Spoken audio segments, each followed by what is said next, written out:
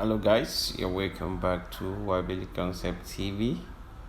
This is about installation of Turkey luxury door. This Turkey luxury door was selected for this building.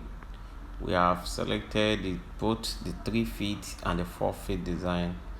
What you're looking near is the 4 feet design of this Turkey luxury door, which is to be used for the main entrance of the building, and the 3 feet is to be used for the balcony of the front building and the master bedroom balcony as well.